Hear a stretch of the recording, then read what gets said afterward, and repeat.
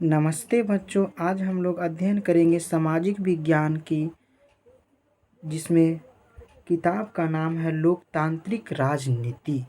लोकतांत्रिक राजनीति सामाजिक विज्ञान में बिहार बोर्ड में कुल 4 पुस्तकें चलती है, जिसमें एक पुस्तक का नाम है लोकतांत्रिक राजनीति पॉलिटिकल साइंस। इसमें सबसे पहला अध्याय हम लोग अध्ययन करेंगे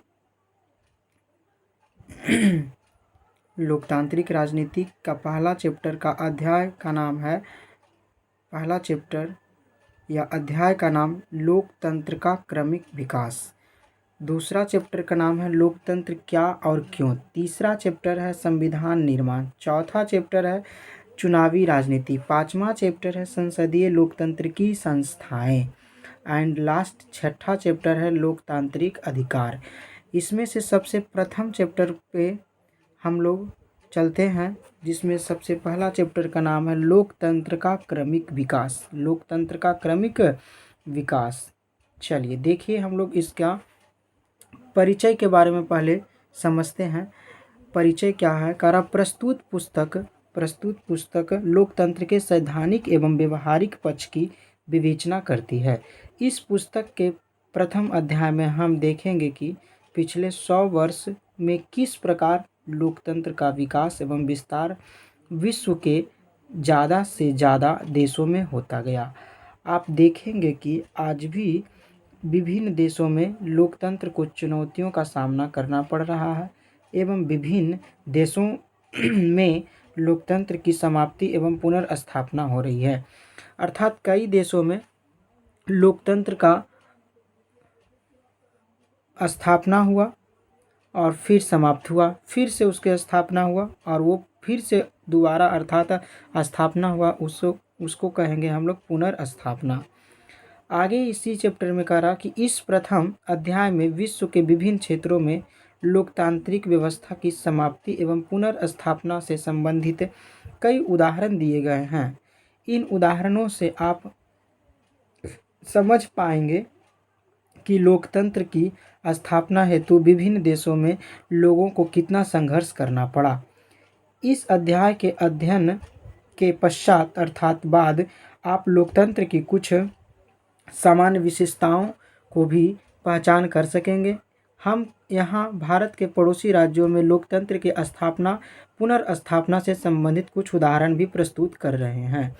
अध्याय के अंत में हम यह देखने का प्रयास कर कि अध्याय के अंत में हमने यह देखने का प्रयास किया है कि क्या वैश्विक स्तर पर लोकतांत्रिक संभव है। आधुनिक विश्व में लोकतंत्र के विस्तार के स्वरूप को समझने से पहले हम यह जानने की कोशिश करें कि लोगों को अपने देश में लोकतांत्रिक व्यवस्था की स्थापना हेतु कितना संघर्ष अर्थात कष्ट करना पड़ा।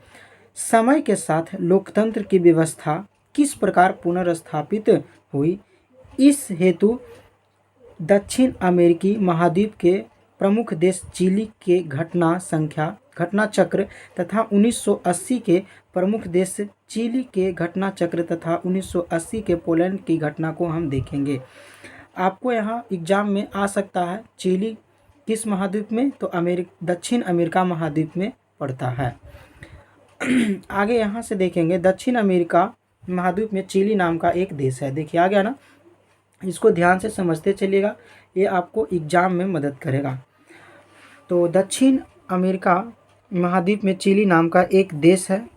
आयेंदे नामक व्यक्ति ने आयेंदे का नाम पूरा नाम याद रखिएगा, आपको आएगा। यहाँ देखिए लिखा हुआ साल्वाडोर आयेंदे, ठीक है, तो आ जाइए। आयेंदे नामक व्यक्ति ने चिली में सोशलिस्ट पार्टी की स्थापना की और उसके उपरांत अर्थात उसके बाद 1970 में राष्ट्रपति के चुनाव में पॉपुलर यूनिटी नामक गठन का नेतृत्व किया। अब ऑब्जेक्टिव में आपको यहाँ से पूछ सकता है पॉपुलर यूनिटी नामक संगठन का नेतृत्व कौन किया, तो आयेंदे। कौन किया? आयेंदे। और वो कहाँ के थे? चिली के। तो चिली में सोशलिस्ट पार्टी की स्थापना भी की। कौन किए? तो चिली में सोशलिस्ट पार्टी का स्थापना आयंदे नामक ने व्यक्ति ने किया और उसके बाद 1977 में राष्ट्रपति का चुनाव में पॉपुलर यूनिटी नामक गठन का भी नेतृत्व आयंदे ने ही किया। आगे देखेंगे, आयंदे राष्ट्रपति निर्वाचित होने के बाद सामाजिक सुधार के अनेक कार्यक्रम चलाए। आयंदे और मतलब कि आयंदे राष्ट्रपति निर्वाचित होने के बाद सामाजिक सुधार के अनेक कार्यक्रम चलाए। उसने मजदूरों की दशा में सुधार, शिक्षा प्रणाली में सुधार में अनेक प्रयास किए। अर्थात उन्होंने मजदूरों की दशा को सुधारा और शिक्षा प्रणाली में भी सुधार किए। चिली के आयंदे सरकार ने अन्य कई कार्यक्रम चलाए, जैसे बच्चों को मुफ्त दूध बांटना, भूमिहीन किसानों को जमीन बांटना इत्यादि। इस समय चिली की आर्थिक स्थिति बहुत ही खराब थी। इस समय विदेशी कंपनियां देश के तांबे जैसे प्राकृतिक संपदा बड़े पैमाने पर हमारे देश से बाहर ले जा रही थी और मुनाफा कमा रही थी। राष्ट्रपति साल्वाडोर आयने, देखिए पूरा नाम आ गया, साल्वाडोर आयने ने विदेशी कंपनियों के इन कृत्यों का विरोध किया। अर्थात जो ये काम कर रहे थे उनका ये इन्होंने क्या किया, विरोध किया। चिली के चर्च, जमींदार वर्ग, नेक्स्ट है अमीर लोगों ने तथा कई राजनीतिक दलों ने राष्ट्रपति के इन सुधार कार्यक्रमों का विरोध किया एवं उनके विरुद्ध षड्यंत्र में क्या हो गए, शामिल हो गए। फलतः अर्थात रिजल्ट क्या हुआ, 11 सितंबर 1973 को नौसेना के एक समूह ने चिली के एक प्रसिद्ध बंदरगाह पर क्या कर लिया, कब्जा कर लिया। ऑब्जेक्टिव में देखिएगा कि नौसेना के एक समूह ने चिली के एक प्रसिद्ध बंदरगाह पर कब्जा कब किया, तो 11 सितंबर 1973। इधर इसमें कोई विशेष प्रश्न उतना नहीं था, इसलिए नहीं बताएं। देश के रक्षा मंत्री की सेना के लोगों ने क्या कर लिया, गिरफ्तार कर लिया। अर्थात देश के रक्षा मंत्री को सेना के लोगों ने क्या कर लिया, गिरफ्तार कर लिया। सेना के अधिकारियों ने रेडियो के माध्यम से राष्ट्रपति से पद छोड़ने का कहा। आप देखिए, आपको यहाँ से ऑब्जेक्टिव आ सकता है, सेना के अधिकारियों ने किस माध्यम से राष्ट्रपति, अर्थात राष्ट्रपति कौन थे, साल्वाडोर आयंदे, उनको साल्वाडोर आपको नहीं दिख रहा हुआ शायद, अब दिखा, साल्वाडोर आयंदे को छोड़ने का किस यंत्र से किया, तो रेडियो के यंत्र से। किस यंत्र से, रेडियो। राष्ट्रपति आयंदे, आगे देखिएगा, गप नहीं यहाँ देखिएगा, राष्ट्रपति आयंदे ने इस्तीफा देने या देश से बाहर चले जाने से क्या किया, इनकार किया। सेना कुछ करती इसके पहले ही उन्होंने रेडियो पर देश का नाम अपना संदेश दिया, जिसके कुछ अंश में इस प्रकार हैं। सेना कुछ कहती है अर्थात उससे पहले हमारा साल्वाडोर आयंदे ने कुछ रेडियो पर से ही जवाब दिया, और जिसका चर्चा इस प्रकार है, देखेंगे कि यही बात राष्ट्रपति साल्वाडोर आयंदे ने बोला। क्या बोला, यहाँ देखिए एरो का निशान है, मेरे मुल्क के मेहनतकश मजदूरों, मेरे मुल्क के मेहनतकश मजदूरों, चिली और इसका भविष्य बहुत ही अच्छा है, इस बात का मुझे पूरा भरोसा है। जब देशद्रोह करने वाली ताकतें अपनी सत्ता पूरी तरह कायम कर लेगी, तब भी चिली के लोग उस मुश्किल और अंधियारे दौर से पार कर लेंगे। हमें यह कभी नहीं भूलना चाहिए कि देर सवेर वे स्थितियां बनेगी ही जिसमें आज़ाद लोग एक बेहतर समाज की रचना के लिए आगे बढ़ेंगे। चिली जिंदाबाद, चिली वासी जिंदाबाद और मजदूर जिंदाबाद। तो राष्ट्रपति साल्वाडोर आयंदे बोले क्या, चिली जिंदाबाद, चिली वासी जिंदाबाद और मजदूर जिंदाबाद। आपसे एग्जाम में आ सकता है कि बताइए चिली जिंदाबाद और चिली वासी जिंदाबाद और मजदूर जिंदाबाद किनके द्वारा कहा गया, तो आप याद रखेंगे साल्वाडोर आयंदे, जो कि कहाँ के राष्ट्रपति थे, तो चिली देश के राष्ट्रपति थे। आप यहाँ भी पढ़े थे। आगे देखेंगे, ये मेरे आखिरी शब्द हैं और मुझे पूरा भरोसा है कि मेरी कुर्बानी बेकार नहीं जाएगी और मैं अपराध या कायरता और देशद्रोह के खिलाफ एक नैतिक सबक बनकर मौजूद रहूँगा। यह भी बात कौन बोले, साल्वाडोर आयंदे। आगे देखेंगे बच्चों, क्या राष्ट्रपति अपने भाषण में मजदूरों की दशाओं में सुधार के बारे में इशारा करते हैं, ये क्वेश्चन पूछ रहा। राष्ट्रपति का विरोध कौन कौन लोग करते थे, अमीर लोग राष्ट्रपति से नाखुश क्यों थे, इसका आंसर आप लोग खुद समझिए, हमने उधर आपको थ्योरी में समझाया पढ़ाया क्या कारण था आखिर। क्या राष्ट्रपति भाषण मजदूरों बिल्कुल किए, वही ना, यही ना लिखे कि चिली जिंदाबाद, चिली वासी जिंदाबाद, मजदूर जिंदाबाद, तब बिल्कुल राष्ट्रपति उनके बारे में सोचे। फिर नेक्स्ट कहते हैं कि राष्ट्रपति का विरोध कौन कौन लोग कर रहे थे, तो उनके सेना लोग कर रहे थे। उनके सेना कुछ जो सेना लोग थे वो चाहते थे कि नहीं बने ये। फिर उसी में कह रहा कि अमीर लोग राष्ट्रपति से ना खुश थे, क्योंकि वो चाहते थे कि मजदूर का भला हो, और जब मजदूर का भला हो तो मजदूर को काम ही नहीं करना पड़ेगा, तो उसका भला होगा ही अर्थात। तो जिससे धनी लोग हैं उनका काम नहीं हो पाएगा, इसलिए वे नाखुश थे। आगे देखते हैं, चलिए।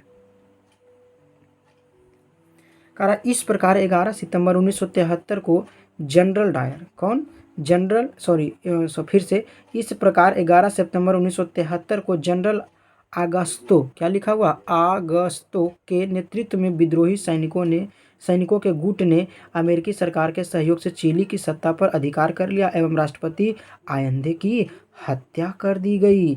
समझिए, अब आपको याद रखना है कि राष्ट्रपति आयंदे की हत्या कब की गई, 11 सितंबर 1973 को, और उन्हीं के नेतृत्व में उनकी हत्या करने के बाद आगस्तो के नेतृत्व में ही, किसके, जनरल आगस्तो, पूरा नाम क्या है, जनरल आगस्तो के नेतृत्व में विद्रोही सैनिकों के गुट ने अमेरिकी सरकार के सहयोग से चिली की सत्ता पर क्या कर दिया, अधिकार कर लिया और राष्ट्रपति आयंदे की हत्या कर दी। तो किसके नेतृत्व में राष्ट्रपति आयंदे की हत्या की गई, तो जनरल आगस्तो। आगे देखेंगे बच्चों, ध्यान से देखेंगे, समझेंगे, नहीं समझ में आएगा इसको आप दोबारा वीडियो देखेंगे लेकिन समझेंगे। नेक्स्ट करा 11 सितंबर 1973 को चिली में जो कुछ हुआ उसे सैनिक तख्ता पलट कहते हैं। अब देखिए 11 सितंबर 1973 को यही कारण हुआ जो आपको बताए हैं पीछे। तो इसमें कह रहा कि 11 सितंबर 1973 को चिली में जो भी कुछ हुआ उसे सैनिक तख्ता पलट कहते हैं। तख्ता पलट के बाद विद्रोही गुट के नेता जनरल अगस्तो पिनोशो देश के राष्ट्रपति बन बैठे। याद रखिएगा कि राष्ट्रपति आयंदे के बाद वहाँ चिली देश के कौन बने, चिली में जो भी कुछ हुआ उसे सैनिक तख्ता पलट का है, और उसके बाद तख्ता पलट के बाद विद्रोही गुट के नेता जनरल आगस्तो जिसका नाम यहाँ भी हम लोग पढ़े थे, जनरल आगस्तो पिनेसो देश के, चिली ने कहा, पिनेसो देश के क्या बन गए, राष्ट्रपति बन बैठे। पिनेसो की सरकार ने आयंदे के समर्थकों और लोकतंत्र की मांग करने वालों का दमन किया, उनकी हत्या कराई। आयंदे की बेटी एवं परिवार वालों को क्या कर दिया, जेल में डाल दिया गया। कितने लोग को लापता कर दिया गया इसका कोई भी लेखा जोखा नहीं है। नेक्स्ट कहता है पिनेसो की सैनिक सरकार ने 17 वर्षों तक चिली में शासन किया। याद रखिएगा, पिनेसो जो था, आगस्तो पिनेसो, पूरा नाम क्या था, आगस्तो पिनेसो, तो उसके बारे में ही बोल रहा है कि आगस्तो पिनेसो की सरकार ने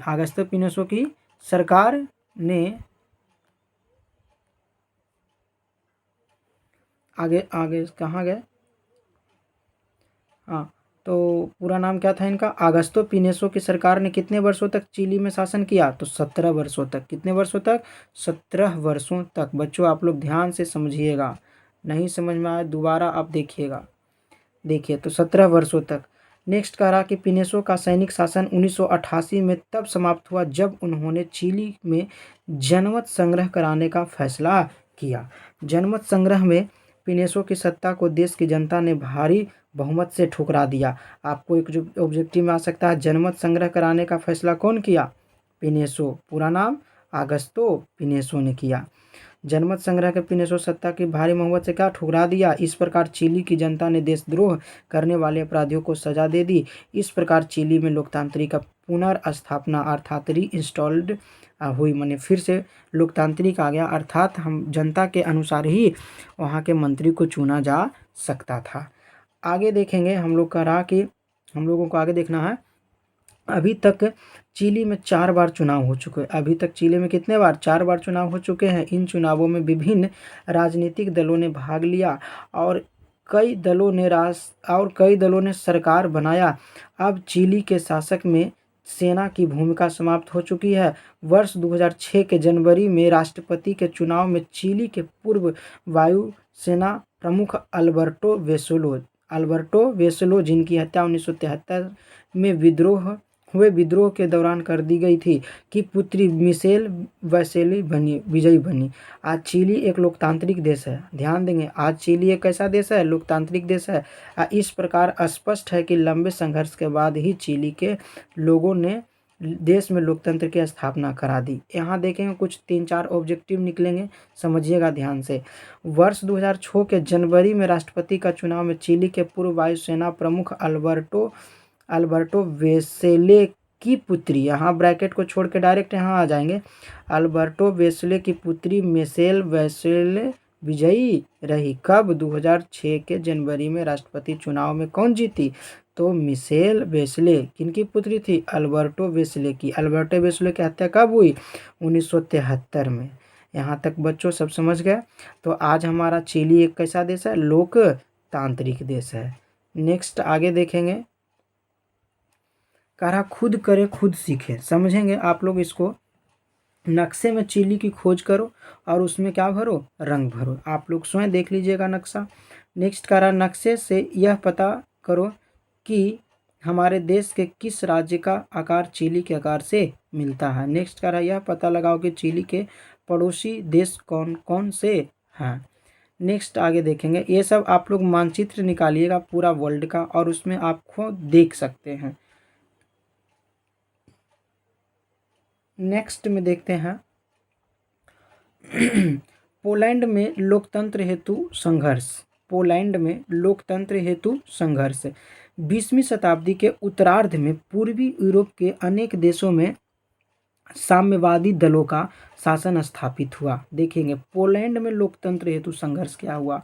अभी तक हम लोग चिली के बारे में पढ़ रहे थे, अब नेक्स्ट किसके टॉपिक में है? तो पोलैंड के लोकतंत्र हेतु संघर्ष। तो 20वीं शताब्दी के उत्तरार्ध में पूर्वी यूरोप के अनेक देशों में साम्यवादी दलों का शासन स्थापित हुआ।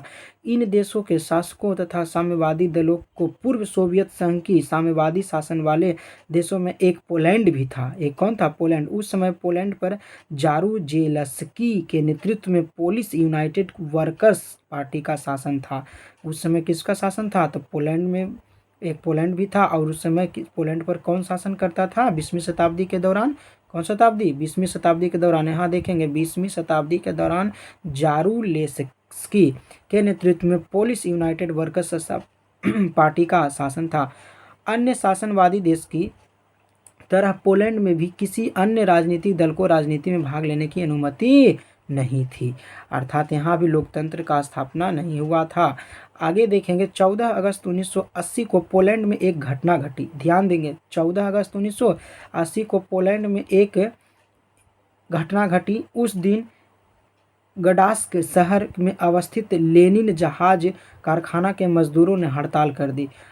14 अगस्त 1980 को कहाँ एक घटना घटी? पोलैंड में। उस दिन क्या हुआ था? गडास्क शहर। कौन शहर? गडास्क शहर में स्थित लेनिन जहाज कारखाना था। वहाँ के मजदूर, कहाँ के मजदूर? लेनिन जहाज कारखाना के मजदूर जो थे वहाँ हड़ताल कर दी। हड़ताल का कारण था कि एक क्रेन चालक, क्रेन मतलब जो सामान उठाता है मशीन, तो एक क्रेन चालक महिला को गलत ढंग से नौकरी से निकाला जाना। माने एक क्रेन चालक महिला चलाती थी क्रेन और उसको गलत ढंग से नौकरी से निकाल दिया गया था। उसी कारण से सभी लोग ने 14 अगस्त 1980 को क्या किए? कंपनी में गडास्क शहर, कौन शहर? गडास्क शहर में हड़ताल किए। नेक्स्ट कह रहा मजदूरों की मांग थी कि इस महिला को काम पर वापस लिया जाए। मतलब सब मजदूर चाहते थे कि ये जो क्रेन चालक महिला थी उसको वापस काम पर ले लिया जाए। अन्य साम्यवादी शासन वाले देशों की तरह पोलैंड में साम्यवादी दल की मजदूर संगठनों के अतिरिक्त किसी दूसरे मजदूरों संघ को हड़ताल करने की अनुमति नहीं थी। अतएव हड़ताल को गैर कानूनी घोषित कर दिया गया। अर्थात देखिए मतलब संगठन में जो भी मजदूर थे उसको हड़ताल करने की अनुमति नहीं थी, या जो हड़ताल किया उस पर क्या कर दिया? कानूनी घोषित कर दिया गया। परंतु मजदूर बिना इसकी परवाह किए, मतलब कोई टेंशन नहीं था कि हाँ हमको जेल होगा कि मारपीट होगा, उसका परवाह किए हड़ताल पर क्या रहे? डटे रहे। अर्थात एकदम उसके पीछे फैसला करने के लिए अड़े रहे। तो इसी कारखाने से नौकरी से निकाला गया एक इलेक्ट्रीशियन था लेक वलेसा, हड़ताली कर्मचारी का नेता बन गया। अर्थात इसी जो हमारा लेनिन लेनिन जहाज कारखाना था, उससे एक आदमी को और निकाला गया था जिसका नाम था लेक वलेसा, और यह था एक इलेक्ट्रीशियन। याद रखेंगे, यह क्या था, एक इलेक्ट्रीशियन। और महिला क्या थी, एक क्रेन चालक। तो इलेक्ट्रीशियन जो था लेक वलेसा, यह हड़ताली कर्मचारी का नेता बन गया, ठीक है ना। मजदूर ही था ये भी, कारखाने से नौकरी से निकाला गया था, देख रहे हैं, नौकरी से निकाला गया। धीरे आगे देखेंगे, धीरे धीरे हड़ताल पूरे शहर में क्या हो गया, फैल गया। धीरे धीरे हड़ताल पूरे शहर में फैल गया तथा इसके समर्थकों की संख्या बहुत तेजी से बढ़ने लगी। हड़ताली मजदूर ने सरकार के समक्ष यह मांग, सॉरी सॉरी बच्चों, फिर से देखना पड़ेगा, कहाँ से था, देख लेंगे, यहाँ से देख लेते हैं बच्चों, देखेंगे। अन्य साम्यवादी शासन वाले देशों की तरह पोलैंड में साम्यवादी दल के मजदूर, अच्छा ये तो शायद हो ही गया, यहाँ से देखें, परंतु मजदूर बिना हड़ताल पर डटे रहे। इसी कारखाने से नौकरी से निकाला गया एक इलेक्ट्रीशियन लोक वलेसा हड़ताली कर्मचारी का नेता बन गया। हाँ देखेंगे ध्यान से, धीरे धीरे हड़ताल पर पूरे शहर में फैल गया तथा इसके समर्थकों की संख्या बढ़ गई, तेजी से बढ़ गई। हड़ताली मजदूर ने सरकार के समक्ष यह मांग रखी, 3 मांग रखी, कौन कौन, 3, जिसमें सबसे पहला क्या है, देश में स्वतंत्र मजदूर संघ को क्या मिले, मान्यता मिले, अर्थात देश में स्वतंत्र मजदूर, किसी को कोई उस पर किसी का पर्सनल अधिकार नहीं हो, उस पर मान्यता मिले। दूसरा कह रहा राजनीतिक बंदियों को रिहा किया जाए। फिर तीसरा कह रहा कि प्रेस पर लगी सेंसरशिप हटाई जाए, अर्थात प्रेस पर जो भी लगाया गया था उस पर रोक अभाव कि उसको हटा दिया जाना है। नेक्स्ट क्या कह रहा है, जो ध्यान से पढ़ेंगे बच्चों, इस तरह आंदोलन की लोकप्रियता के समक्ष सरकार को क्या करना पड़ा, झुकना पड़ा। आगे देख रहे हैं क्या है,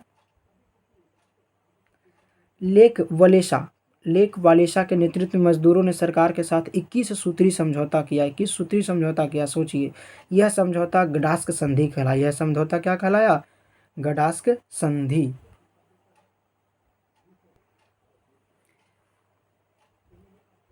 इस आगे देखेंगे, गडास्क संधि कहलाई। इस गडास्क संधि के बाद एक नया मजदूर संगठन बना जिसकी लोकप्रियता पूरे पोलैंड में क्या हो गई, बढ़ गई। इस मजदूर संगठन का नाम सोलिडरनोस्क या सोलिडरनोस्क, हाँ ऐसे पड़ेगा, सोलिडरनोस्क अर्थात सोलिडेरिटी रखा गया।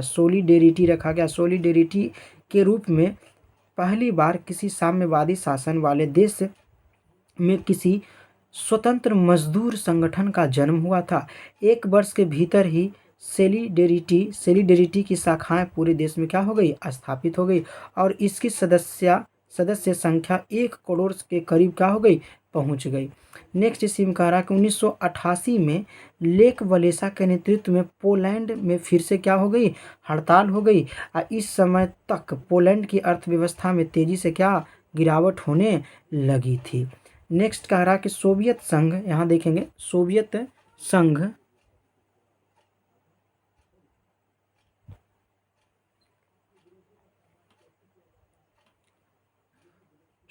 संघ से सरकार को मदद का कोई भरोसा नहीं था। पोलैंड की साम्यवादी सरकार के कुप्रबंध और भ्रष्टाचार के किस्से सामने आने से जनरल जारूलेस्की के नेतृत्व वाली सरकार की समझ संकट बढ़ने लगा। हजारों की संख्या में सोलिडेरिटी के सदस्य को जेलों में डाल दिया गया और संगठन बनाने, विरोध और अभिव्यक्ति की स्वतंत्रता फिर से छीन ली गई। नेक्स्ट कह रहा लेक वलेसा, क्या है, लेक वलेसा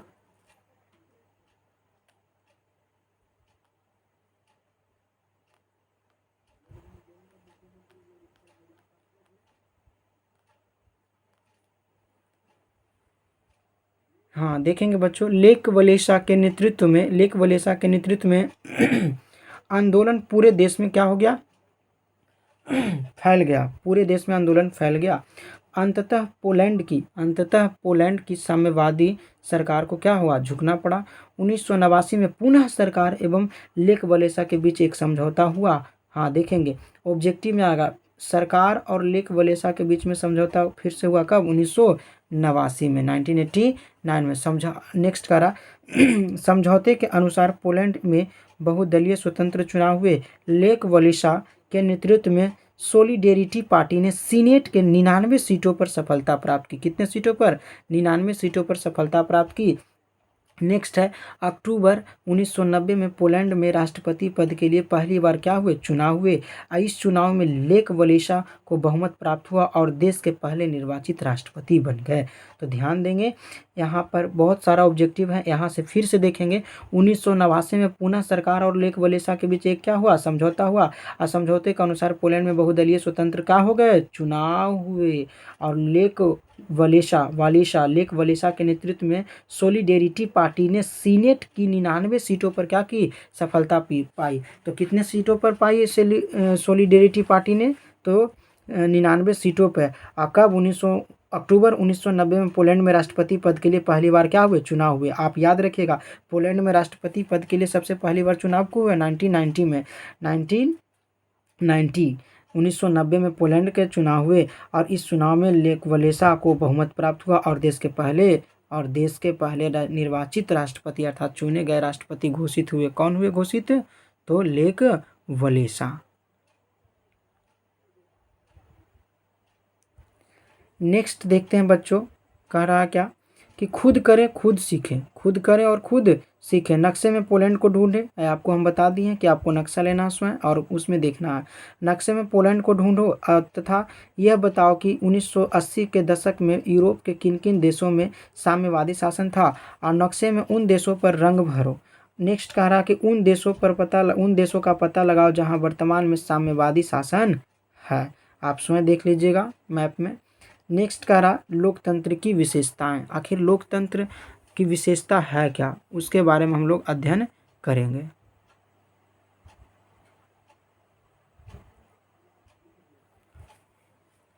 चलिए बच्चों, कह रहा हमने अभी तक चिली एवं पोलैंड, दो देश चिली एवं पोलैंड में लोकतंत्र की स्थापना संबंधी घटनाओं को देखा। हमने देखा कि चिली में आयंदे की लोकतांत्रिक सरकार आम जनता के बीच लोकप्रिय थी क्योंकि सरकार ने आम लोगों की भलाई के लिए कई सुधारात्मक कार्यक्रम को चलाया। 11 सितंबर 1973 में तख्ता पलट के बाद बनी सरकार लोकतांत्रिक थी जिसका उद्देश्य अमीरों के हित साधना थी। अर्थात 11 सितंबर 1973 में तख्ता पलट के बाद बनी सरकार अलोकतांत्रिक थी जिसका उद्देश्य था अमीरों के हित की साधना थी। अतः पुनः 1988 में जनमत संग्रह के बाद चिली में लोकतंत्र की फिर से स्थापना की गई।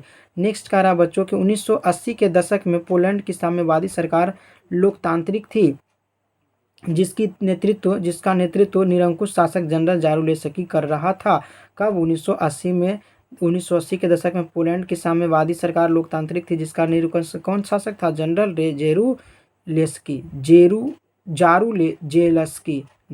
जारुजेलस्की कर रहा था।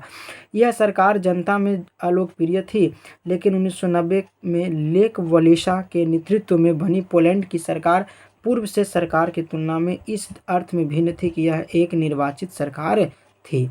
बच्चों आओ हम इन सभी सरकारों की आपस में तुलना करें। सबसे पहले दो अलोकतांत्रिक सरकारों की तुलना करें। चिली में पिनेसो शासक और पोलैंड की साम्यवादी शासक में निम्नलिखित अंतर था। नंबर 1 है, देखेंगे बच्चों, नंबर 1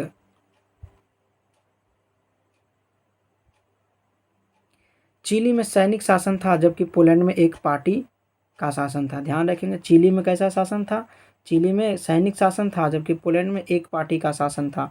नेक्स्ट कह रहा पोलैंड की साम्यवादी सरकार पोलैंड की साम्यवादी सरकार यह दावा कर रही थी कि वह पोलैंड के मजदूर वर्ग की ओर शासन चला रही है और चिली के शासक पिनेसो का ऐसा कोई दावा नहीं बनता था। नेक्स्ट तीसरा कह रहा यह पोलैंड का शासन किसी विशेष मजदूर संगठन के अधिनायकवाद का उदाहरण था। वहाँ चिली के शासक सैनिक अधिनायकवाद था। नेक्स्ट आगे कह रहा इन असमानताओं के बावजूद दोनों में कुछ निम्नांकित समानताएं भी थी जिसके बारे में कह रहा नंबर 1 कि दोनों देशों में शासकों का चुनाव जनता अपनी इच्छा से नहीं कर सकती थी। दोनों ही देशों में जनता को सरकार के समक्ष अपने विचार विमर्श करने, संगठन बनाने, विरोध करने तथा राजनीतिक गतिविधि में भाग लेने की वास्तविक स्वतंत्रता नहीं थी। आइए अब हम 3 लोकतांत्रिक सरकारों, जिसमें पहला है चिली की आयंदे सरकार, दूसरा है पोलैंड की लोक वालेसा सरकार और तीसरा है चिली की मिशेल सरकार की समान विशेषताओं का विश्लेषण करें। नेक्स्ट क्या है देखेंगे बच्चों, जिसमें पहला है तीनों सरकार को चुनाव देश की जनता द्वारा हुई थी। ध्यान देंगे, यहाँ जूम से थोड़ा सा समस्या हो रहा। तीनों सरकार का चुनाव देश की जनता द्वारा हुई थी। दूसरा है बिना चुने हुए नेता या बाहर से संचालित शक्तियां या फौज शासन नहीं चला रही थी। तीसरा है नागरिकों को विभिन्न प्रकार की बुनियादी राजनीतिक स्वतंत्रता हासिल थी। आइए हम उपरोक्त विवरण के आधार पर लोकतंत्र की कुछ समान विशेषताओं की पहचान करें।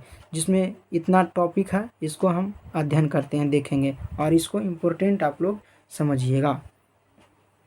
लोकतंत्र में यह व्यवस्था रहती थी कि लोग अपनी मर्जी की सरकारें चुनें। यही सबसे बड़ा बात लोकतंत्र यही है। लोकतंत्र क्या है? तो लोकतंत्र एक ऐसी व्यवस्था है जिसमें सभी व्यक्तियों को एक अपना अधिकार होता है कि आप अपना मर्जी से, आप अपना इच्छा से, आप अपना वोट दे करके सरकार को चुनें। यही होता है मेन लोकतंत्र का अर्थ, अर्थात उनको आज़ादी मिले। सिर्फ नेक्स्ट है, सिर्फ लोगों द्वारा चुने गए नेताओं को ही देश पर शासन करने का अधिकार होता है। ये किसका वर्णन कर रहे हैं हम लोग? लोकतंत्र की कुछ विशेषताएं, लोकतंत्र की कुछ समान क्या है? विशेषताएं हैं।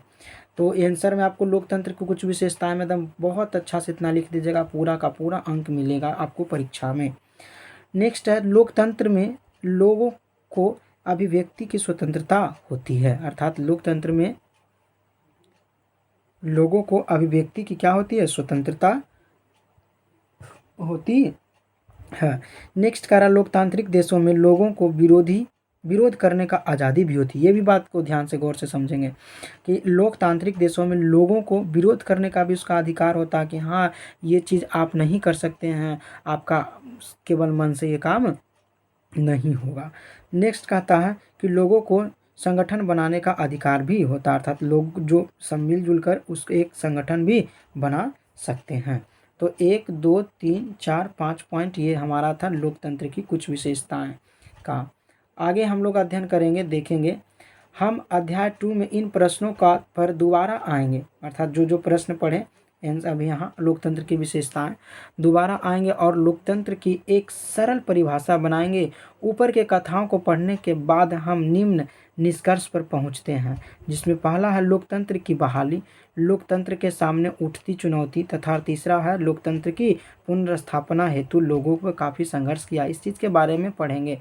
यहाँ कुछ विशेष प्रश्न इससे नहीं आएंगे।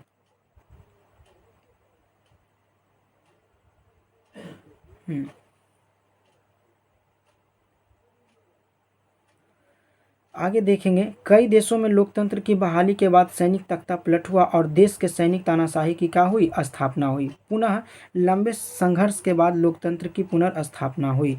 नेक्स्ट कह रहा, आइए हम लोकतंत्र की मूल विशेषताओं जिनका उल्लेख पहले किया गया था उनके आधार पर दुनिया के विभिन्न देशों में लोकतांत्रिक व्यवस्था की पहचान करें। ये सारी स्थितियां नीचे अंकित नक्शों में साफ दिखाई देती है। पहले नक्शे में 1950 तक लोकतांत्रिक शासन वाले देशों को दर्शाया गया है, पूर्ण विराम। फिर नेक्स्ट कहता है सन 1975 तक दुनिया के कई औपनिवेशिक देशों को स्वतंत्रता मिल गई थी। ये चीज़ को आपको ध्यान रखना है कि कब तक के पूरी दुनिया में कई औपनिवेशिक देशों की स्वतंत्रता मिल गई थी? तो 1975 अर्थात 1975 तक। इन देशों को 1975 वाले दूसरे नक्शे में आप क्या करेंगे? देखेंगे या दर्शाया गया है। इस तरह आगे बढ़ते हुए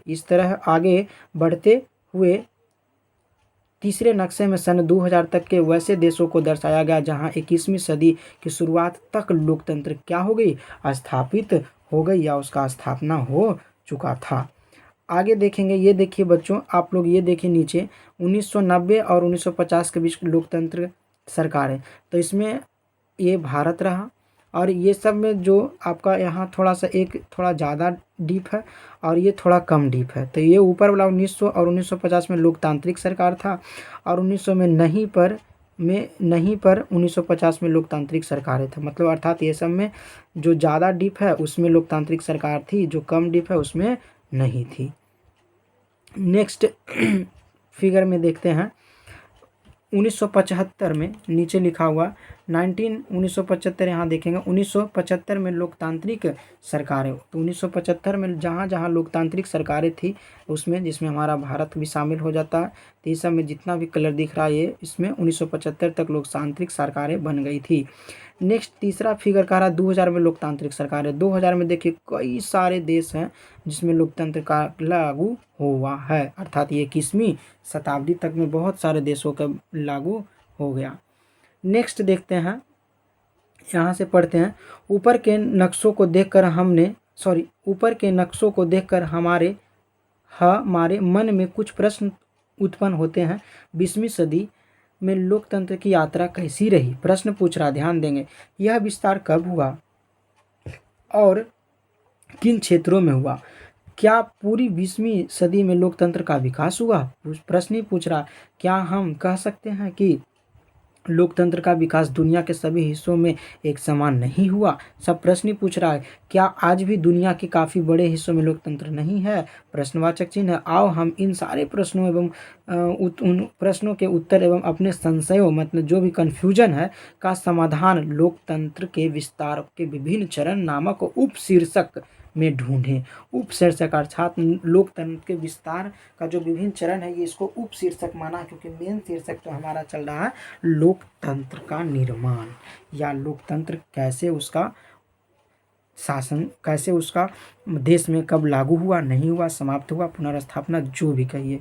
तो हम देखते हैं इसमें कह रहा कहाँ पहुँचे आप क्या समझे। इन नक्शों के आधार पर 3 देशों तक की पहचान करें जहाँ नीचे दिए गए जो वर्ष है 1950 से 1975 2000 वर्षों में लोकतांत्रिक शासन व्यवस्थाएं थी, और फिर नीचे दी गई तालिका को क्या करें, भरें। इसमें आप लोग स्वयं बुक की सहायता से पूर्ण तौर पर भर लीजिएगा। नेक्स्ट कहा रहा है नक्शा 1.1 में ऐसे देशों की पहचान कीजिए जहां सन 1900 से 1950 के बीच लोकतंत्र था, जो हम आपको चित्र बताएं उसी के बारे में बता रहा।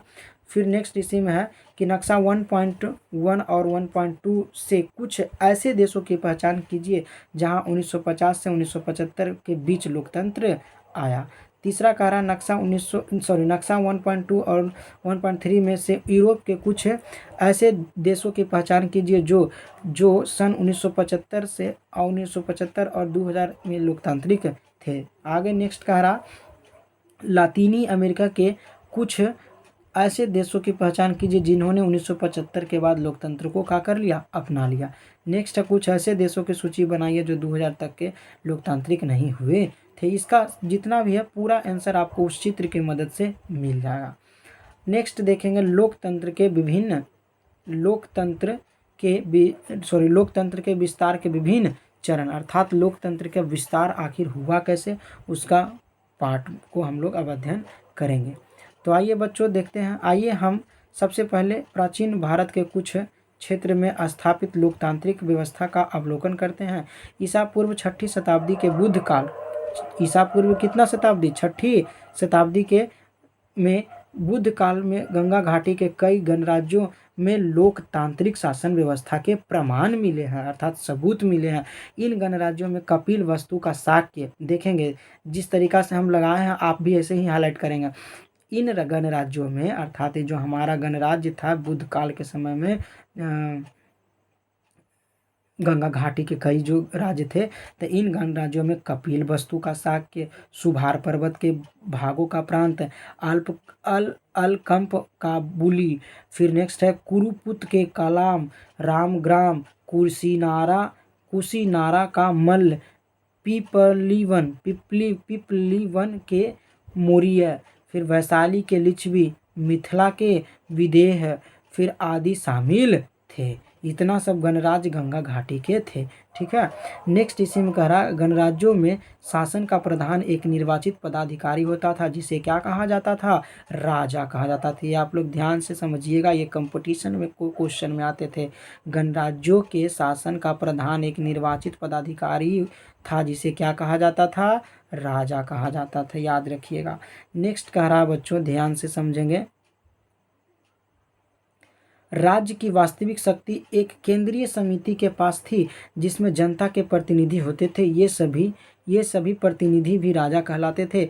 कहा जाता है कि लिच्छवी गणराज्य में केंद्रीय समिति में 1707 राजा प्रतिनिधि थे। देखिए, कहा जाता है कि लिच्छवी गणराज्य के केंद्रीय समिति में कितने राजा प्रतिनिधि थे? 1707। प्रत्येक राजा के अधीन एक उपराजा और उपराजा के अधीन सेनापति और सेनापति के अधीन में भंडारिक आदि पदाधिकारी होते थे। सभी प्रकार के निर्णय बहुमत से होता था, अर्थात बहुमत मतलब कि वही सब जो चाहते थे कि हाँ सबका इसमें मन है तो उन्हीं के इच्छा के अनुसार चुने जाते थे। इस प्रकार हम इस निष्कर्ष पर पहुंचते हैं कि बुद्धकालीन गणराज्यों में शासक का चुनाव होता था, अर्थात जब चुनाव होता था तो उसमें लोकतंत्र का वजूद माना जाता था, अर्थात वैल्यू दिया जाता था। नेक्स्ट क्या कह रहा है, जो ध्यान से देखेंगे, कह रहा आइए हम आधुनिक विश्व में लोकतंत्र के विस्तार के विभिन्न चरणों का क्या करें, अवलोकन करें, जिसमें पहला चरण है क्या, प्रारंभिक चरण। तो प्रारंभिक चरण में क्या कह रहा कि आधुनिक विश्व में, कौन विश्व में, आधुनिक विश्व में सन 1789 ईस्वी में हुए फ्रांस की क्रांति से लोकतंत्र की स्थापना एवं विस्तार की शुरुआत होती है। और इस क्रांति ने लोकतंत्र के 3 तत्वों को स्थापित किया, जिसमें पहला नाम क्या है, एक सेकेंड बच्चों, जिसमें पहला नाम है स्वतंत्रता, दूसरा नाम है समानता और तीसरा है भारतीत्व। तो ये तीनों का नाम दिया गया और इस तीनों के बारे में आगे पढ़ते हैं कि लेकिन फ्रांस के जन विद्रोह ने, ये तीनों नाम कहाँ से दिया गया, फिर से अध्ययन कर लेंगे। आधुनिक विश्व में सन 1789 ईस्वी में फ्रांस में हुए क्रांति से लोकतंत्र की स्थापना एवं विस्तार से शुरुआत हुई। इस क्रांति ने लोकतंत्र के 3 तत्वों को क्या किए, स्थापित किया, जिसमें पहला था स्वतंत्रता, दूसरा था समानता एवं तीसरा भारतीत्व। नेक्स्ट कह रहा, लेकिन फ्रांस के जन विद्रोह ने अस्थाई और पक्के लोकतंत्र की स्थापना नहीं की थी, क्योंकि फ्रांस के शासक ने कई बार लोकतंत्र को उखाड़ फेंके, परंतु फ्रांस में बार बार लोकतंत्र स्थापित हुई और फ्रांस के 1789 की क्रांति का संदेश संसार के कई देशों में फैला और इस जन विद्रोह ने यूरोप में जगह जगह लोकतांत्रिक के लिए संघर्षों की क्या दी, प्रेरणा दी। नेक्स्ट में कह रहा है बच्चों, ध्यान से समझेंगे, ब्रिटेन में लोकतंत्र फ्रांसीसी क्रांति के पहले ही कदम रख चुका था। ध्यान रखेंगे, ये याद रखेगा, ब्रिटेन में लोकतांत्रिक फ्रांसीसी क्रांति के पहले ही कदम रख चुका था, लेकिन यहाँ इसकी प्रगति बहुत क्या थी, मतलब विकास बहुत धीमे थे। ब्रिटेन में 1688 के गौरवपूर्ण क्रांति के बाद लोकतंत्र ने धीरे धीरे अपने पैर जमाने शुरू किए। यहाँ कुछ ऐसी राजनीतिक घटनाएं घटी जिनमें राजनीति और सामंत वर्ग की शक्तियाँ कम होने लगी और जनता को कई अधिकार प्राप्त हुए।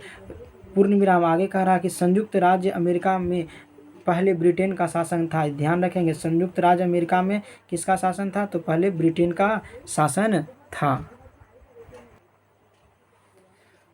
ब्रिटेन का शासन था। पूर्व विराम। नेक्स्ट करा 18वीं शताब्दी के उत्तरार्ध में इस देश में ब्रिटिश हुकूमत के विरुद्ध क्या हो गए, संघर्ष शुरू हुए और इसे अमेरिका का स्वतंत्रता संग्राम कहते हैं। याद रखिएगा, 18वीं शताब्दी के उत्तरार्ध में इस देश में ब्रिटिश हुकूमत का विरुद्ध शुरू हुआ और इसी विरुद्ध को अमेरिका के स्वतंत्रता संग्राम कहते हैं। नेक्स्ट आगे कह रहा, तो 18वीं शताब्दी में ये याद रखिएगा कम से कम। आगे देखिए, 1776 ईस्वी में अमेरिकी नागरिकों ने ब्रिटिश हुकूमत को क्या किया, उखाड़ फेंका और अमेरिका स्वतंत्र हो गया। अर्थात अमेरिका स्वतंत्र कब हुआ, 1776 ईस्वी में अमेरिकी नागरिकों ने ब्रिटिश हुकूमत को उखाड़ फेंका और अमेरिका वहाँ क्या हो गया, स्वतंत्र हो गया। नेक्स्ट देखेंगे, आगे देखेंगे, स्वतंत्र हो गया। सभी उपनिवेशों ने आपसी सहयोग से संयुक्त राज्य अमेरिका का किया, गठन किया। अमेरिका में 1789 में लोकतांत्रिक संविधान को लागू किया गया। याद रखेंगे, क्वेश्चन आ गया यहाँ से। सबसे पहली बार ब्रिटिश से कब स्वतंत्र हुआ, तो 1776 में। कौन, अमेरिका। किस से, तो ब्रिटिश सरकार से। नेक्स्ट है अमेरिका में 1789 में 76 में स्वतंत्र हुआ, और अमेरिका में 1789 में एक लोकतंत्र संविधान लागू किया गया जो किया गया, और आज भी इसी संविधान के अनुसार अमेरिका की शासन व्यवस्था का संचालन किया जा रहा है। अर्थात अमेरिका में संविधान का जो लोकतांत्रिक जो लागू किया गया कब? 1789 में। अमेरिका स्वतंत्र कब हुआ? 1776 में। नेक्स्ट देखेंगे बच्चों, यद्यपि 19वीं शताब्दी में लोकतंत्र के लिए संघर्ष हुआ और इसमें प्रगति भी हुई, परंतु यह संघर्ष नागरिकों की राजनीतिक समानता, लोगों की स्वतंत्रता तथा न्यायिक निष्पक्षता और मूल्यों की प्राप्ति तक ही क्या रहा? सीमित रहा। अभी भी सार्वभौम वयस्क मताधिकार जनता को प्राप्त नहीं थे। 1900 ईस्वी में तक न्यूजीलैंड को छोड़कर किसी देश में जनता का सार्वभौमिक मताधिकार प्राप्त नहीं था। ध्यान देंगे, कब ईस्वी का बात कर रहा हो? तो 1900 ईस्वी तक न्यूजीलैंड को, किसको छोड़ के? न्यूजीलैंड को छोड़कर किसी देश में जनता को सार्वभौमिक वयस्क मताधिकार प्राप्त नहीं था। न्यूजीलैंड में 1893 ईस्वी में ही जनता को सार्वजनिक वयस्क मताधिकार प्राप्त हो गया था। ये भी याद रखना है कि न्यूजीलैंड में कब मताधिकार प्राप्त हो गया? 1893 में ही। बस इतना ही याद रखिएगा। नेक्स्ट है कि कुछ देशों में मताधिकार उन्हीं को प्राप्त हुआ जिसके पास क्या थी? निजी अर्थात अपना संपत्ति थी। नेक्स्ट कह रहा कि, एक सेकेंड बच्चों, हाँ, संपत्ति थी। अमेरिका में आम महिलाओं के साथ अश्वेत पुरुष को भी क्या मिला? मताधिकार मिला। अमेरिका में आम महिलाओं के साथ अश्वेत पुरुषों को भी का मताधिकार मिला, अर्थात जिनको गरीबी रेखा से जो नीचे थे, जिनको वैल्यू नहीं दिया जाता था, मजदूर माना जाता था, सभी को मिल गया अधिकार। आगे इसी में बच्चों क्या कह रहा समझेंगे। इस तरह अभी भी लोकतंत्र की स्थापना हेतु संघर्ष की जरूरत थी। अब लोग सभी वयस्क, चाहे वह महिला हो या पुरुष, चाहे वह गरीब हो या अमीर, चाहे वह श्वेत हो या अश्वेत हो, को मताधिकार प्राप्ति हेतु संघर्ष करने लगे। अभी तक इतना तो निश्चित हो चुका था कि यूरोप, उत्तरी और दक्षिणी अमेरिका में आधुनिक लोकतंत्र की स्थापना का प्रारंभिक चरण पूरा हो चुका था।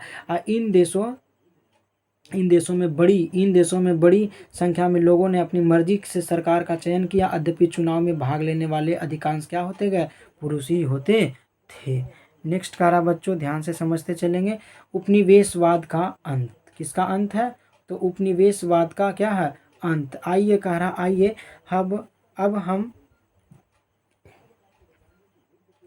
अब हम एक नज़र दौड़ाएंगे कि किस तरह उपनिवेशों की जंजीर तोड़कर अपने देशों में लोकतंत्र की स्थापना की। एशिया और अफ्रीका के अधिकांश देश यूरोपीय राष्ट्रों के उपनिवेश थे। इन उपनिवेशों के नागरिकों को कोई राजनीतिक अधिकार प्राप्त नहीं था। अतः इन देशों की जनता ने अपने अपने देशों में लोकतंत्र की स्थापना के लिए संघर्ष करना शुरू कर दिया। औपनिवेशिक शासकों ने इसे दबाने का प्रयास किया, परंतु इस संघर्ष के विस्तार देखते हुए औपनिवेशिक शासकों को जूझना पड़ा तथा सीमित अधिकार वाले सरकार चुनने का अधिकार प्राप्त हुए, परंतु जनता इससे संतुष्ट होने वाली नहीं थी। अब संपूर्ण राजनीतिक अधिकारों की मांग होने लगी। अंततोगत्वा अर्थात लास्ट तक, अंततः औपनिवेशिक शासकों को इन देशों को स्वतंत्र करना पड़ा। इन देशों में लोकतंत्र की स्थापना हुई। इसी तरह हमारे देश भारत में भी 1947 में क्या हुआ? स्वतंत्र हुआ और लोकतंत्र की स्थापना हुई। हमारा देश कब आज़ाद हुआ? 15 अगस्त 1947 को, और संविधान लागू हुआ 26 जनवरी 1950 को। तो हमारा देश में 1947 को स्वतंत्र भी हुआ और लोकतंत्र की स्थापना कब की गई? 1947 में ही। नेक्स्ट कह रहा, यह लोकतंत्र सफल रहा और आज भी सफलतापूर्वक जारी है, और परंतु अधिकांश पूर्व में उपनिवेश रहे देशों का अनुभव अच्छा नहीं रहा है। आइए हम पश्चिमी अफ्रीकी देश घाना की कहानी लेते हैं, जहां लोकतांत्रिक शासन का प्रयोग बहुत अधिक सफल नहीं रहा। घाना पहले ब्रिटेन का उपनिवेश था और इसका नाम गोल्ड कोस्ट था। याद रखिएगा, घाना पहले किसका उपनिवेश था? तो ब्रिटेन का, और इसका नाम क्या था? Gold Coast. किसका? घाना का पहला नाम गोल्ड कोस्ट था। राजनीतिक अधिकारों हेतु यहाँ संघर्ष की शुरुआत हुई। एक सुनार के पुत्र और शिक्षक लामे एन क्रूमा इस संघर्ष का नेता था। और देखिएगा, तो इस संघर्ष के नेता जो हमारा हुआ घाना वाला, तो घाना पहले ब्रिटेन का था। तो और कह रहा राजनीतिक अधिकारों तो यहाँ संघर्ष शुरू हुए। घाना एक सुनार के पुत्र, एक कौन, किसके पुत्र? सुनार के पुत्र, और एक शिक्षक लामे एन क्रूमा इस संघर्ष के नेता थे। दोनों का नाम याद रखिएगा। इसके नेतृत्व में घाना 1957 में क्या हुआ, आज़ाद हुआ। ऑब्जेक्टिव एकदम, इसके नेतृत्व में या उसके नेतृत्व में घाना कब आज़ाद हुआ, 1957 में। आज़ादी के बाद एन क्रूमा घाना, एन क्रूमा अर्थात पूरा नाम क्या हो गया, लामो एन क्रूमा घाना के प्रधानमंत्री एवं फिर राष्ट्रपति चुना गया। समझ रहे हैं ना, जो कि क्या था, एक शिक्षक था। इस तरह पश्चिमी अफ्रीका में लोकतंत्र की स्थापना का प्रथम प्रयास सफल रहा, लेकिन यहाँ लोकतंत्र अधिक दिनों तक अस्थिर नहीं रहा, क्योंकि एन क्रूमा अर्थात लामो एन क्रूमा ने अपने आप को आजीवन राष्ट्रपति के रूप में चुनवा लिया था। सोचिए, ऐसा हो सकता है कि आप अपना आजीवन चुन लीजिएगा तो दिक्कत ना होगा, कैसे देश चलेगा। तो सेना ने 1966 ईस्वी में घाना के एन क्रूमा सरकार का तख्ता पलट दिया गया और इस तरह घाना में लोकतंत्र का खात्मा हो गया। घाना की तरह ही अधिकांश अफ्रीकी देशों में एमोवेश यही स्थिति रही, कमोवेश यही स्थिति रही, अर्थात कभी ज़्यादा कभी कम देशों में यही स्थिति रही। फिर देखिए, सार्वभौमिक वयस्क मताधिकार का कालक्रम न्यूजीलैंड में कब मिला, तो न्यूजीलैंड में हुआ कब, 1893 में रूस में, 1917 जर्मनी, तो 1918 न्यूजीलैंड, तो 1919 ब्रिटेन में, तो 1928 श्रीलंका, तो 1931 तुर्की, तो 1934 नेक्स्ट करेंगे फ्रांस में, तो फ्रांस के बात है तो फ्रांस में कब हुआ, 1944 जापान में, तो 1945 फिर भारत में, 1950 अर्जेंटीना में, 1951 यूनान में, तो 1952 मलेशिया में, 1955 ऑस्ट्रेलिया में, 1962 और अमेरिका में, 1965 स्पेन में, 1978 और दक्षिण अमेरिका में 1944। इस तरीका से सब में अलग अलग लोकतंत्र का क्या हुआ, अपना अपना उसका ये सार्वभौमिक वयस्क मताधिकार वोट देने का कालक्रम के बारे में, सार्वभौमिक वयस्क मताधिकार, हाँ वही चीज़ है। चलिए नेक्स्ट आगे पढ़ते हैं। एटलस क्या होता है सर, एटलस का मतलब होता है मानचित्रों की पुस्तकें। कह रहा कि खुद करे खुद सीखे। एटलस को घाना, एटलस में मतलब मानचित्र की पुस्तकें में घाना को ढूंढो, और यहाँ यह भी घाना, यह कि घाना, अभी घाना के शासक कौन है, यह इसको भी ढूंढना है ना। तो फ्रांसीसी क्रांति के नायकों का भी नाम को कुछ का करिए पता लगाइए बच्चों। अभी 12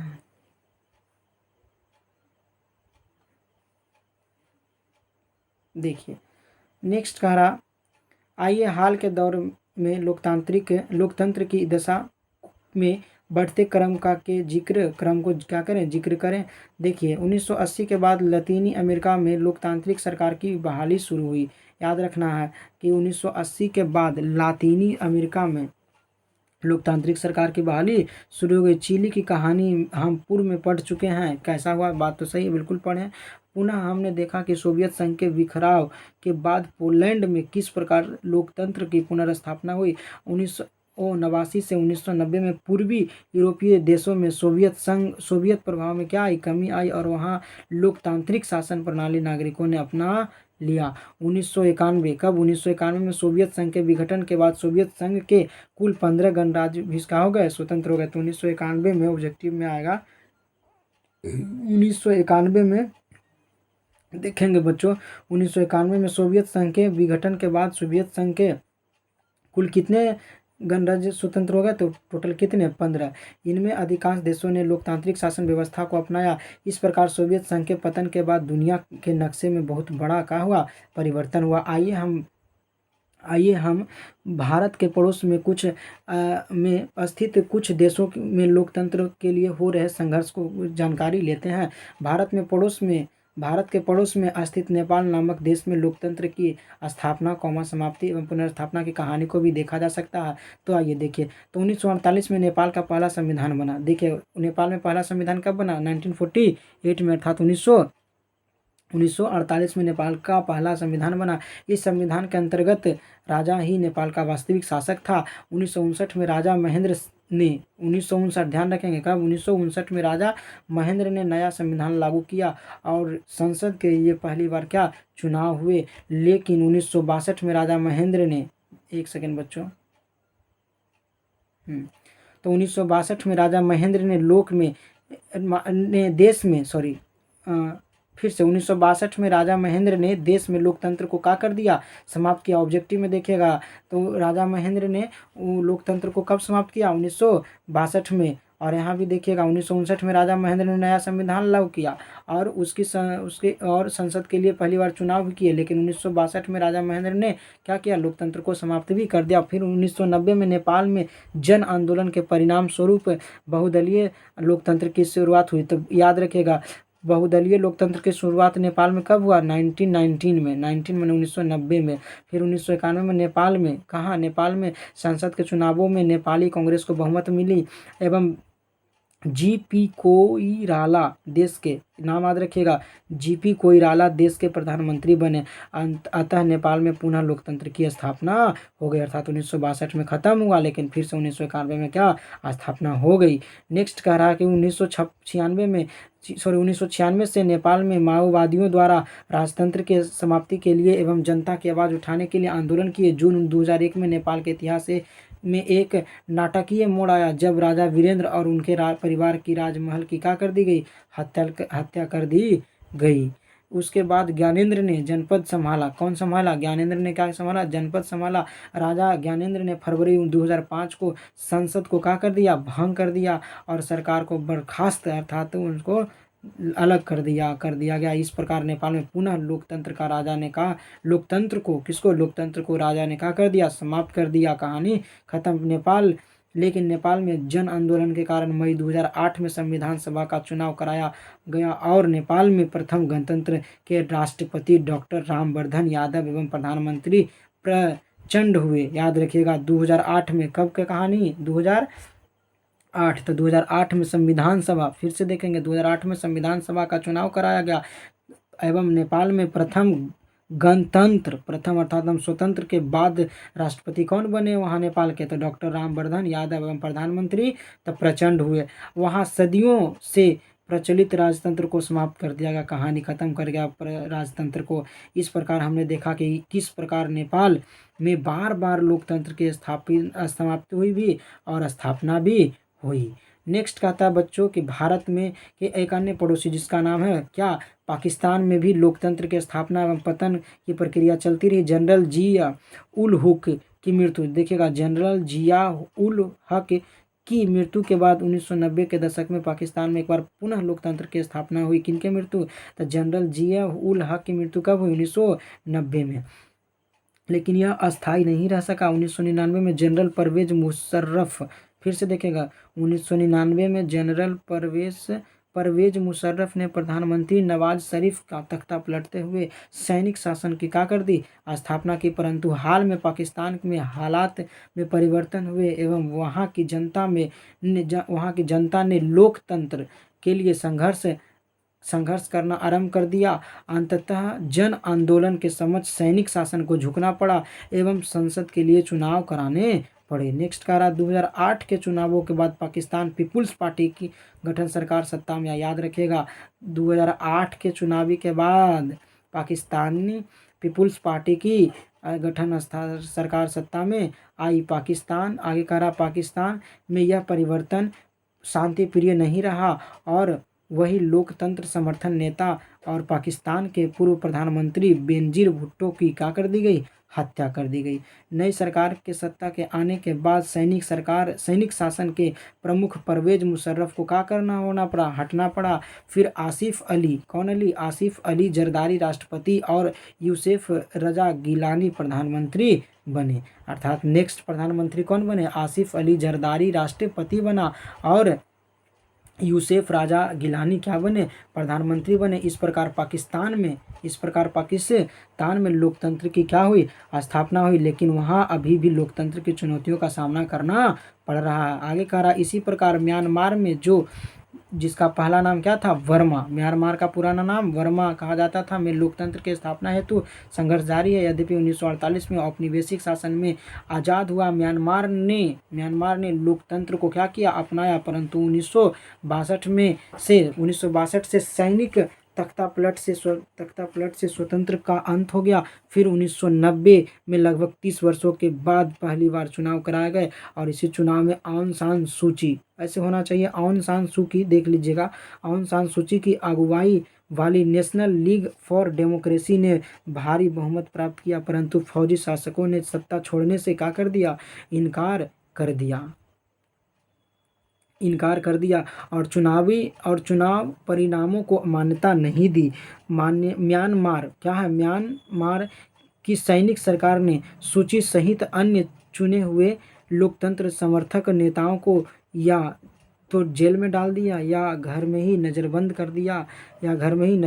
कर दिया। म्यांमार में सैनिक सरकार के विरुद्ध सार्वजनिक रूप से बोलने या बयान जारी करने का क्या किया, प्रतिबंध किया। नेक्स्ट है बच्चों, ध्यान से देखेंगे। म्यांमार की फौजी सरकार की ज्यादतियों से तंग आकर वहां के लाखों लोगों ने अपना घर को क्या किया, छोड़ा दिया और अन्यत्र मतलब दूसरा जगह शरणार्थी बनकर रहने लगे। नेक्स्ट कहिए, देखिए म्यांमार में कितना दुख दर्द कहानी हुआ। नज़रबंद की सजा झेलने के बावजूद सूची ने लोकतंत्र के लिए अपना अभियान जारी रखा। उनके शब्दों में वर्मा में लोकतंत्र की मुहिम वहाँ के लोगों की विश्व समुदाय में स्वतंत्र और बराबरी के सदस्य के रूप में और अर्थपूर्ण जीवन जीने का संघर्ष है। आउंग सान सू की के संघर्ष को अंतर्राष्ट्रीय स्तर पर मान्यता मिली। उन्हें नोबेल शांति पुरस्कार भी मिला। एकदम बढ़िया ऑब्जेक्टिव क्वेश्चन है। आउंग सान सू की को कौन पुरस्कार मिला, तो शांति पुरस्कार मिला।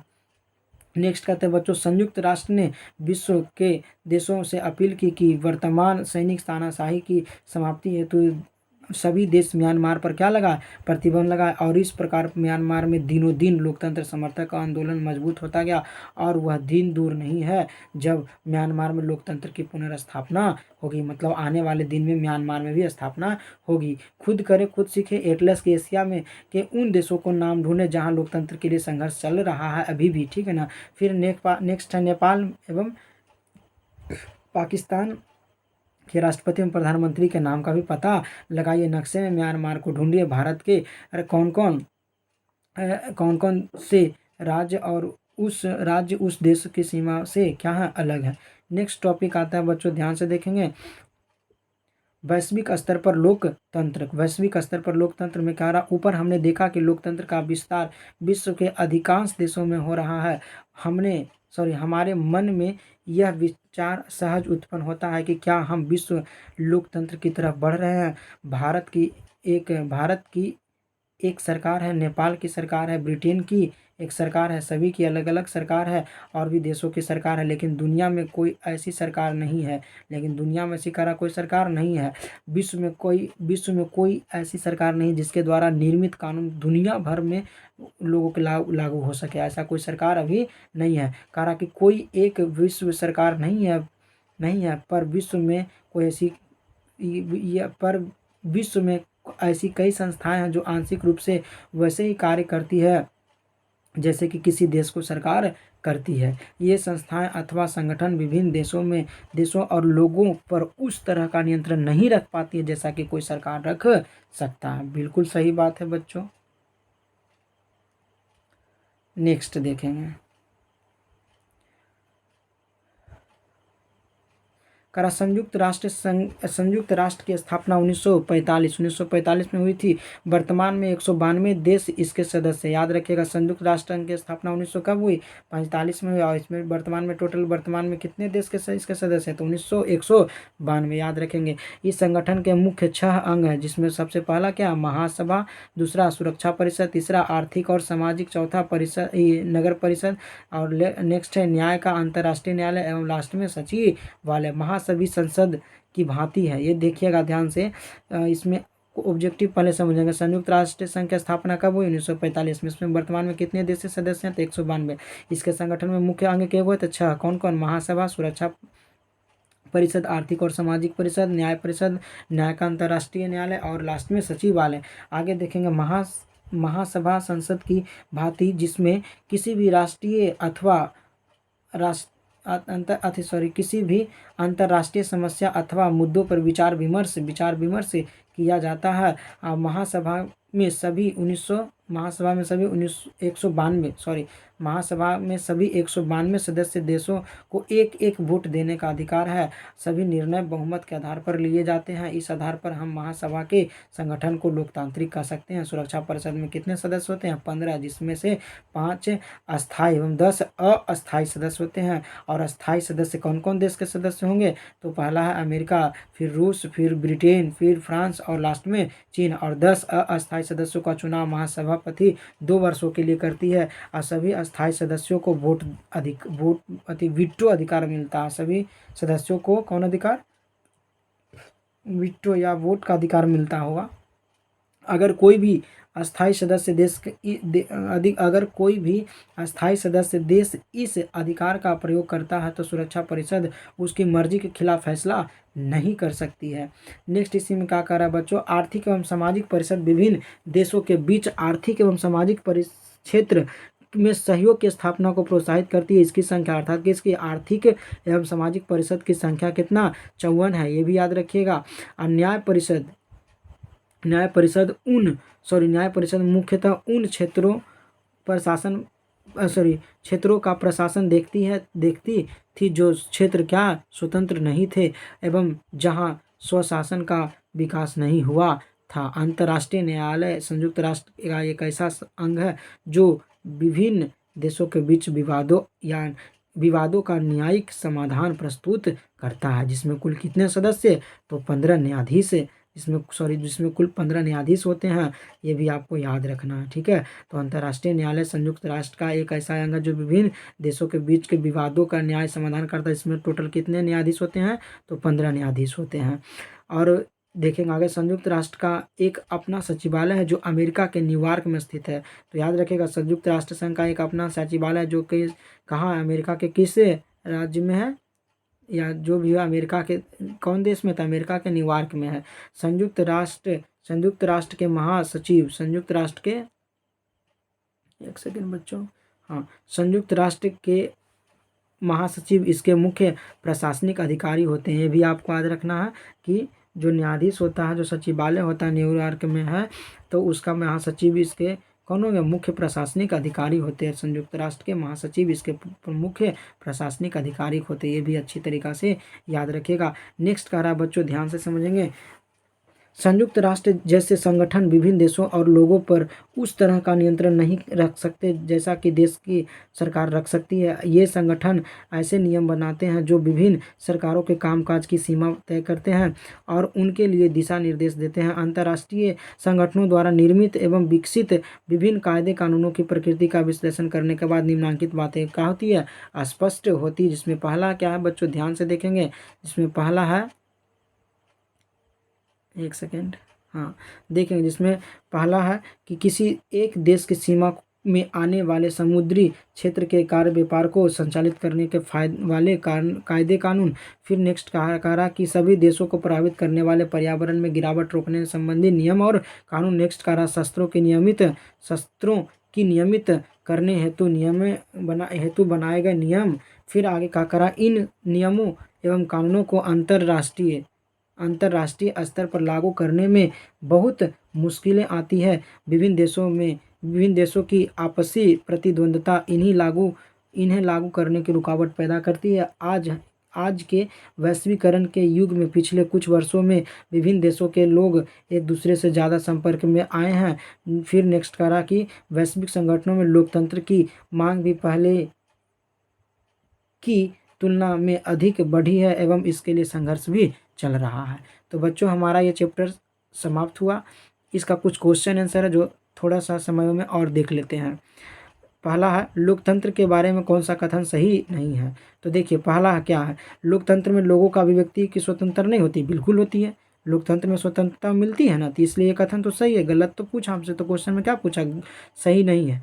लोकतंत्र में लोगों को संगठन बनाने का अधिकार नहीं होता है। बिल्कुल होता है। फिर 4 नंबर देखेंगे, लोकतंत्र में चुने हुए नेताओं को देश पे शासन करने का अधिकार होता है। बिल्कुल होता है, जिसको चुनेंगे वही ना शासन करेगा। लेकिन हमारा ग नंबर आंसर गलत है कि लोकतांत्रिक देशों में लोगों को विरोध करने का आज़ादी नहीं होती। बिल्कुल कर सकते हैं। तो ये हुआ हमारा आंसर। आप लोग बच्चों देख के लगा लीजिएगा सही आंसर। नेक्स्ट है, इनमें से किससे लोकतंत्र के विस्तार में मदद मिली है? तो लोगों का संघर्ष से। देखिए, वैदिक विदेशी लोकतांत्रिक शासन का आक्रमण से, बिल्कुल गलत है। सैनिक तख्ता पलट से, बिल्कुल। प्रेस पर प्रतिबंध से नहीं, लोगों का संघर्ष मेहनत से मिला, ठीक है ना। नेक्स्ट क्या कह रहा है बच्चों, ध्यान से देखेंगे, थोड़ा सा समय देंगे बस। देखिए, कह रहा कि इनमें से कौन सा कथन क्या सही है? जिसमें पहला है, प्राचीन भारत में लोकतंत्र के प्रमाण नहीं मिले हैं। यह बात तो गलत है ना। कह रहा सही बताइए, क्योंकि लिच्छविक में इसका प्रमाण मिला है, तो ये बात हमको सही है। लेकिन सॉरी, यहाँ दिया, हाँ, पूछा है सही कौन सा है, तो ये बात कह रहा नहीं मिले हैं, तो ये बात गलत है, यहाँ मिला है। फिर नेक्स्ट कह रहा कि ब्रिटेन में 1688 ईस्वी में गौरवपूर्ण क्रांति के बाद लोकतंत्र कमजोर हुआ था, नहीं, मजबूत हुआ था। कौन था कथन, क्या पूछ रहा, सही है।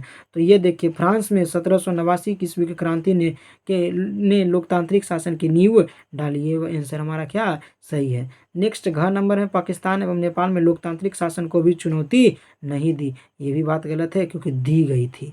नेक्स्ट है बच्चों, ये सब शब्द के बारे में आप समझ लीजिएगा। वीटो क्या है, लोकतंत्र, उपनिवेशवाद, ये सब थोड़ा सा अध्ययन कर लीजिएगा। नेक्स्ट क्वेश्चन इसका है, निम्नलिखित वाक्यांशों में से किसी एक का चुनाव करके इस वाक्य को क्या करे, पूरा कीजिए। क्वेश्चन यही कह रहा, पूरा करना कुछ शब्द को। देखिए, शब्द अधूरा क्या दिया हुआ था, अंतर्राष्ट्रीय संगठनों में लोकतंत्र की जरूरत है, क्यों, जरूरत है ताकि तो दुनिया के सभी देशों एक साथ का समान व्यवहार हो, न तो किसी को कोई कम वैल्यू, न तो किसी को ज़्यादा वैल्यू मिले। आगे देखिए, मिलान करे में है, तो लिच्छवी का आंसर किससे मिलेगा, प्राचीन भारत में लोकतांत्रिक शासन वाला गणराज्य। फिर नेक्स्ट क्या है, नेपाल राजा ने राजा ने अपने अधिकार छोड़ने पर सहमति दी। फिर पाकिस्तान, सैनिक तानाशाही की समाप्ति। फिर घाना, तो घाना ब्रिटिश उपनिवेश शासन से का की आज़ादी। नेक्स्ट है बच्चों हमारा क्वेश्चन आंसर है ये सब आप स्वयं मेहनत करके कर लीजिएगा। नहीं पता चलेगा तो आप कमेंट कीजिए, इसका आंसर भी हम आपको ज़रूर नेक्स्ट वीडियो में क्या करेंगे, बतलाएंगे। चलिए बच्चों, आज का क्लास इतना ही समाप्त रखते हैं। हमारा कोचिंग का नाम है PCC अर्थात Priyanka coaching centre, Chintaman Chak. Thank you बच्चों।